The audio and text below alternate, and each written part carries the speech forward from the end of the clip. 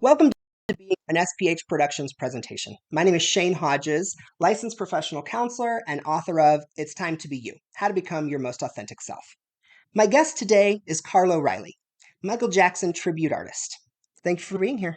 Of course. Always Thanks good for to see having you. me. I like to start the show off a rapid fire Q&A where I get to ask my guests as many questions as I can in about 60 seconds. Sure. So let me start my timer. Are we ready? What are your dogs' names? Jimio and Roby. Who was your first kiss? A girl named Jasmine when I was 14. Favorite comfort food? Mashed potatoes and gravy. Mm. Show you binge watch? Um, Oz. The Oh, prison ooh, show. good one. Guilty pleasure? Can I say it here? Uh, Up to you. You're not the first to say sure. no. Yeah, there's quite a few, but I will omit that for the sake of the meeting. Understand. A bad habit you have? Where do I start?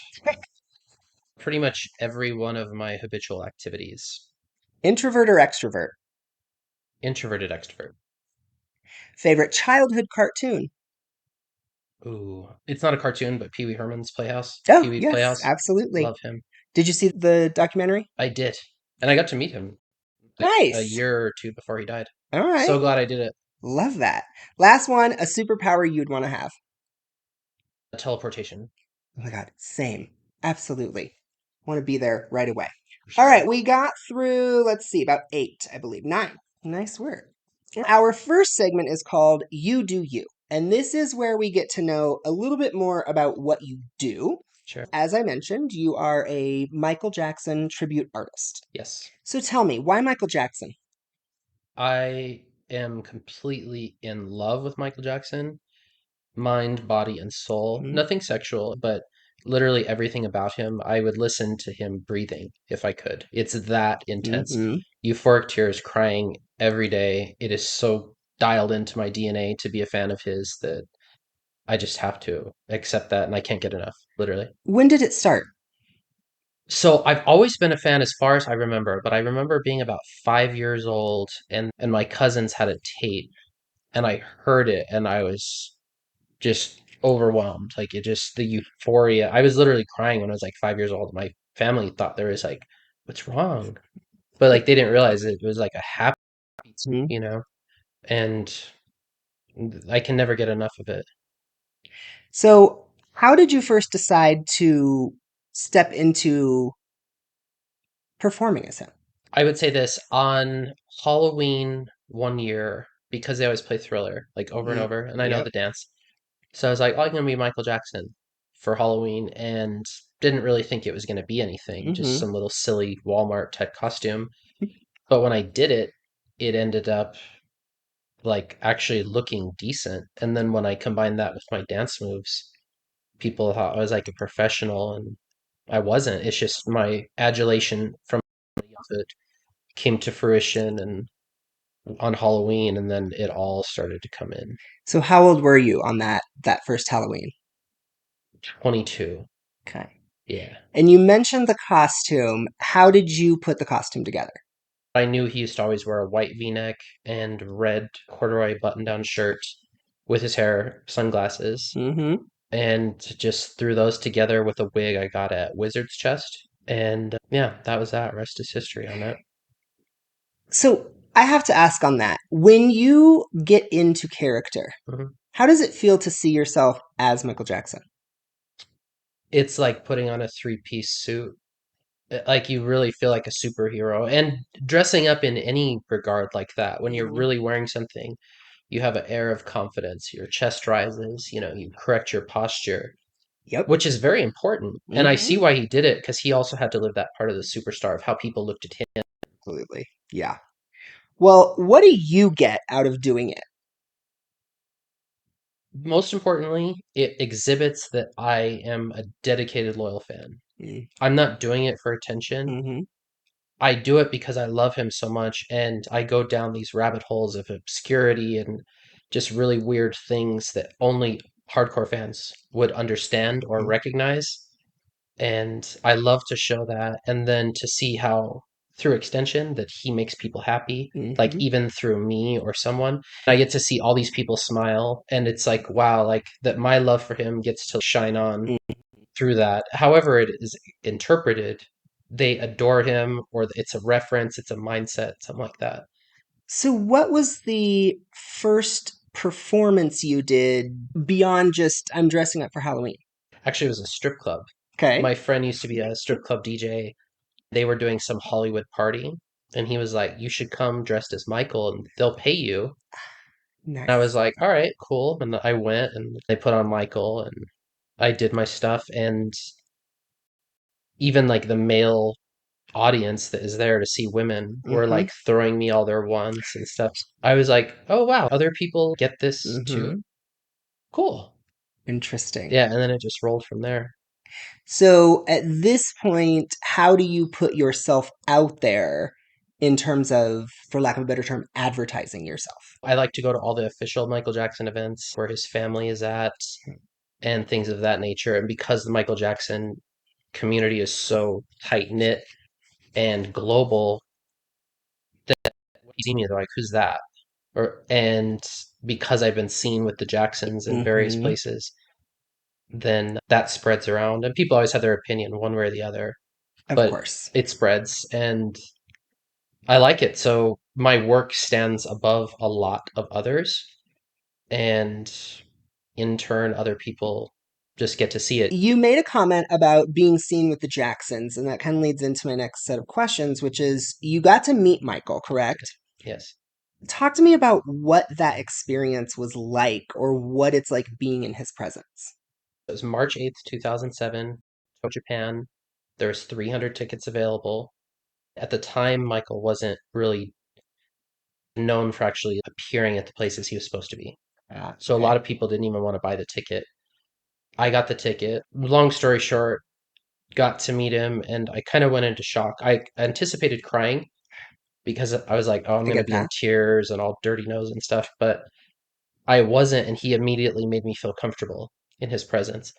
Trying to be present was difficult, but I got to do it, and he was super kind. I got to hear his real voice, which most people have Mm, never heard. wow.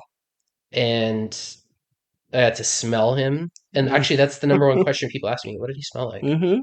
And I got to shake his hand. I got a hug, and he signed an autograph for me. And honestly, he's everything I had built him up to be and Hmm. more. So, what experiences have you had then with the rest of the family?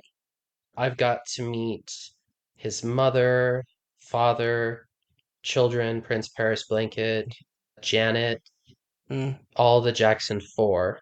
okay. I got pictures with all of them, and they're all very like they've seen me from afar, and Mm-hmm. I can hear them talking about, and they're like pointing me out, and they've told me that I look really good, and that's all the judgment that I need, like from the family. It doesn't matter Uh-huh. what anybody else says. So, what do you want your legacy to be as this performer?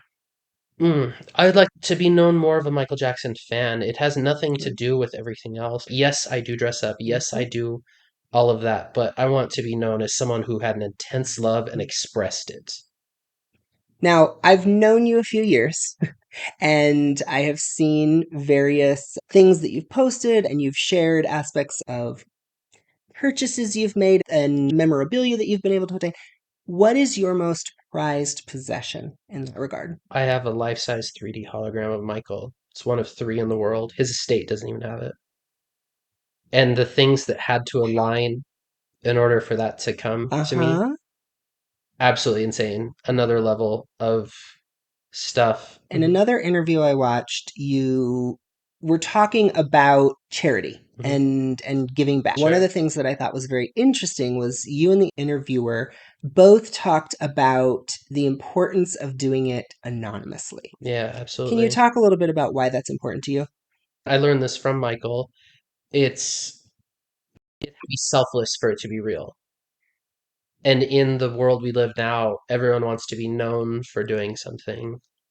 and it's not pure. And if it's not Mm-hmm. pure, you're not really giving. If you really, really cared, you Mm-hmm. wouldn't need something back from it. Well, thank you for sharing. Again, I've known you for quite a while now.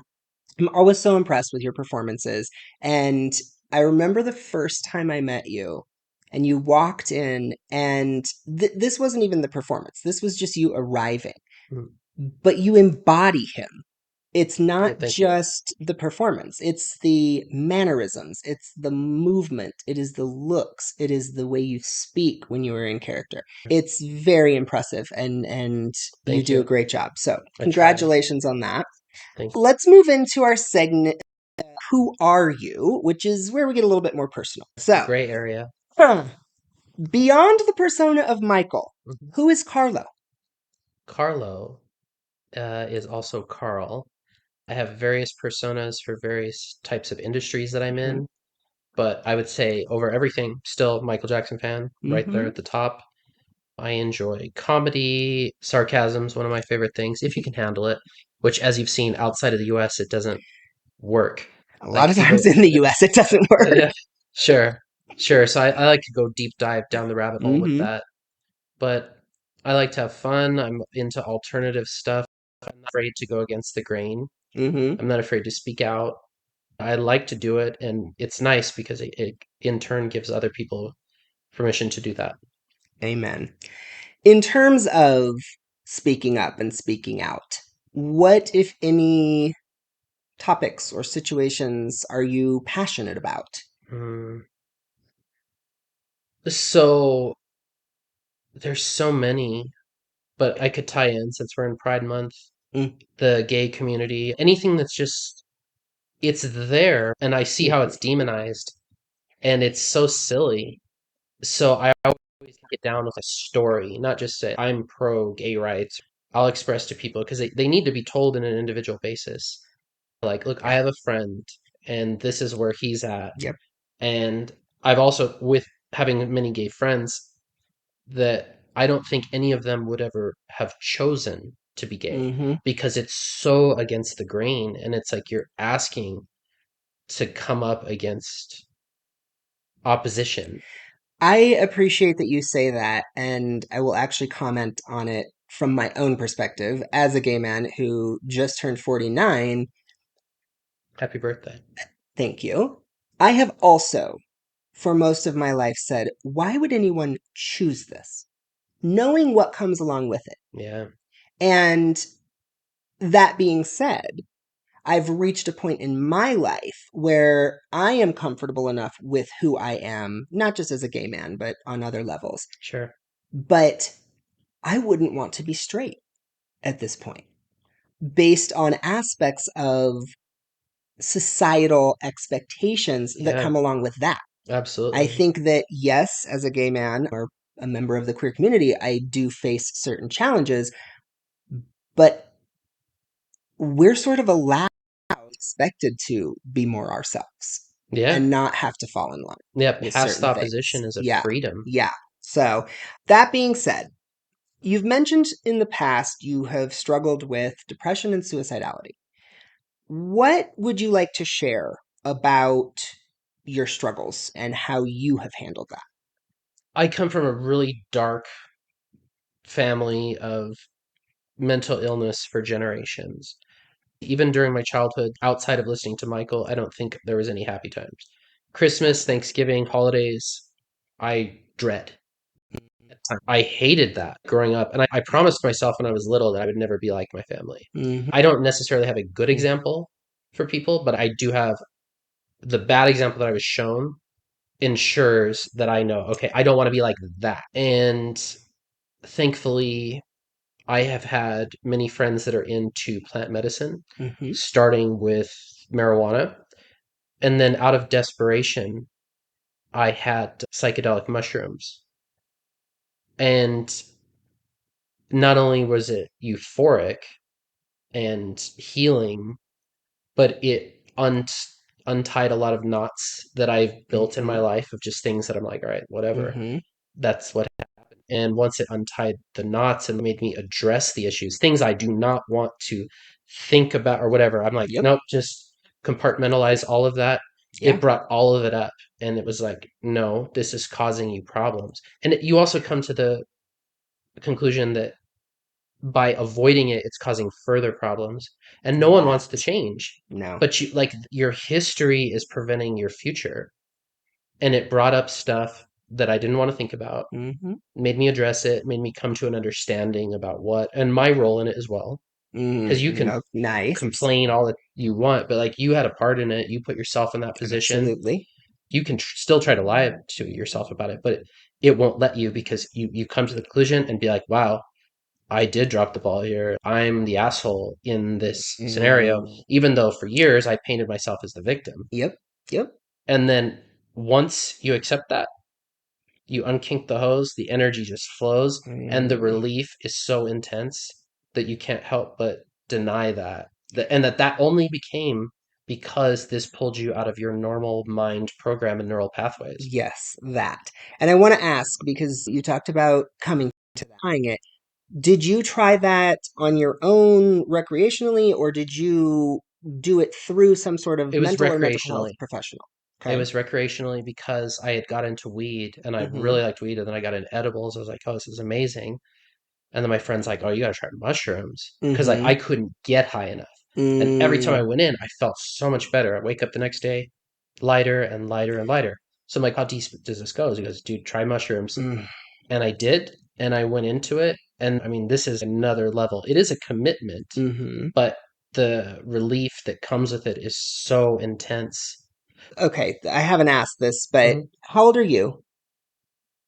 I know, so not supposed to ask. 42. Year of the Thriller. I was born in Okay, 82, so you're young. Calm supposedly. down. That being said, you made a comment about all drugs were bad. Sure. So, what would you say at this point in terms of your opinions on Sure. how society looks at some of these different pieces? Yeah, I would say most of the real medicine are natural plant medicines that people have been Mm. using for generations, thousands of years. It literally is designed by God. It grows that exact way with those effects versus man-made drugs, which are somehow okay, Hmm. but like alcohol has to be sold, and it's a poison that you're taking, Thank you for being upfront, and I appreciate your candor. of course. Many people don't know this. You're not just a Michael Jackson tribute artist. Yes. There's another world that you also live in Another professionally. character that I play. So, talk to us a little bit about that. What do you do? I am a software sales rep and I work with large corporations and I do presentations for them because I work in that industry and it's very just factual and figures. They don't want to hear about anything else outside of that. So I basically have to hide my complete self. And I built this character named Carl O'Reilly. So I just move the O over Mm-hmm. and people adore it. I get asked constantly for advice and references like how does he handle this, and they believe this character, and Mm-hmm. which it is true, but there is a mask that I put up there for the corporate world How long have you been in that corporate world? since I was like 22. Okay. So, when did you realize the need to create that character? Early on, because my name is Carlo, but Carlo easily turns into Carlos, Mm-hmm. and with the racism in our country, when people call you Carlos, now I'm Mexican. Mm-hmm. And why would I be listening to this Mexican brown kid when I am a white man in Connecticut with a full real estate portfolio? So I realized that, and then that's when I just became Mm-hmm. Carl, and it works. So, talk to me a little bit about, as you described it, character. What personality traits did you incorporate to become Carl? So, age, one, Mm-hmm. because within business, a lot of people have consultants and advisors, and these people are at least 40, 50, Mm-hmm. 60s. why would they be talking to some kid? Because they get upset, Yeah. like, "Well, why am I listening to him? I've been doing this 35 Mm-hmm. years." Yeah. So age is one thing and prominence. So I adopted them and I talk about my grandchildren and that we went on fishing trips and stuff like that. Wow. But they buy into it. Hilarious. Yeah, and they also won't be rude because I'm a senior. How So old do you, they think you are? oh, the voice that I use is quite different because I'm talking in that with a little southern draw Uh-huh. and a lisp. They're like, "Look, sir, I'm not really interested." But had I been Carlos, Uh-huh. fuck you, don't ever call me Right. again. Right. So I just do that and I Mhm. can turn around the conversation and it works. So obviously, with the book and just with my own journey, a big part of what I focus on is authenticity. Sure. So we have now discussed you are a tribute artist as Michael Jackson. Mhm. You are Carlo Riley. You, through work, present as Carl O'Reilly. The third. The third. Yeah. Okay, love that even Yeah, more. isn't it? Little. How do you separate out the different personas and know when you are or are not being authentic? So for the work aspect, I am Carl O'Reilly. Mm-hmm. Even to the point when speaking with people, even my body language, now I'm like kind of slumped over like a little old man. Mm, All of that wow. just comes in. Mm, And the longer I'm on a conference call or something, the more that character comes out. It's the only way to be successful in that industry. mm, And it's in stark contrast to my normal self. If they knew Carlo, that, I'm into psychedelics and mushrooms and right? wearing makeup, pretending to be Michael Jackson, that is certainly not going to fly. So I avoid a lot of drama by doing it, but it's fun to separate different aspects of my Mm-hmm. life. And occasionally people will find out that my character is not me when they look into the Okay. company. Like I've had people that go to the company website and look for like the bios, which Huh. of course does not have a photo. I have a photo of my dogs, and not everyone's going to ask, but I do have Mm-hmm. it there. And occasionally people have looked into it and Interesting. they've asked me like, "Is that you? Like the Michael Jackson thing?" And I just throw it back at them. Typical sales response, like, "What do you think?" And they're like, "No." I'm like, "You're right." If they said yes, Uh-huh. I'm like, "You're right." Okay, that's amazing. I love that. Love that. Well, that brings us to our wow segment of the program, which is our words of wisdom. I Sure. like to ask my guests, what words of wisdom, nuggets of advice do you have for others in terms of being your most authentic self? Take psychedelic mushrooms. You're cheating yourself if you don't, honestly. I know you probably have an opinion about it. Ignore all of that. God is the best mental health professional in the world, and he can make sure and knows exactly like the diagnostics on everything. Just plugs in, just like the mechanic plugs into your car. These areas are wrong. Let's address this. As soon as you address that, fixed. So, thank you for sharing that. Of course. It has been a pleasure hanging out with you. In terms of letting people know about you, how to find you, book you, more information about your performances or other things, what socials, websites, or other information would you like to share with people? Website is almostmj.com. And there are links on there to all my social medias. Okay. Instagram's almost MJ. Facebook is Carlo Riley MJ. Okay. Well, thank you again so much for being here. Of My name course. again is Shane Hodges, author of It's Time to Be You, How to Become Your Most Authentic Self. Thank you all for being here. Have a great day. Like and subscribe and be yourselves, guys. Take care.